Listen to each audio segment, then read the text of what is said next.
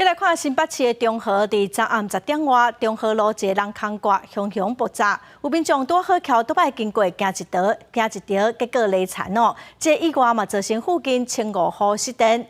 台电检测是表示讲管线无问题，可能是电缆的接头故障，造成气体压力升悬，人空挂才爆开。路中突然间出现一道闪光，尾啊嘣一声真大声，就开始一直升烟。驶过车拢赶紧动来，有一个桥倒摆经过的人无顺利跋倒。这个30几岁姓张桥倒摆查甫人，拄摔倒的时阵拢无法度振动，身躯顶真侪所在刺伤，被送去病院治疗，好佳在无大碍。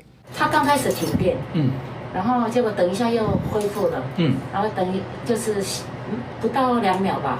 再嘣一声又停电了，然后结果外面就很大声，然后它那个水沟盖有没有，就是喷起来。水沟盖喷掉不是变成一个空空的洞吗？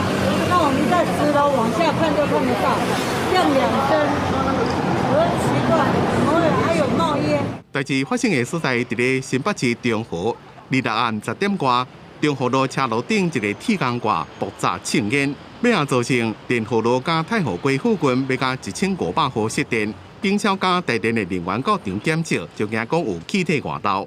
地下电缆的接头故障产生了火花，就会造成局限空间的空气压力，那个气体压力就出生，出生以后把人孔盖弹开。像这种爆炸的情形，高雄伫今年3月也捌发生过，因为地下电缆故障小气。造成铁钢挂规个喷开，差一点去讲到徛倒摆经过的人。这边经过台电的检测，管线内并无发现异常气体，初步看起来是电缆线的接头故障所造成。伫抢修了30分钟内就全部恢复供电，好佳在无造成严重的伤亡。台电强调将会加强巡视维护。记者综合报道。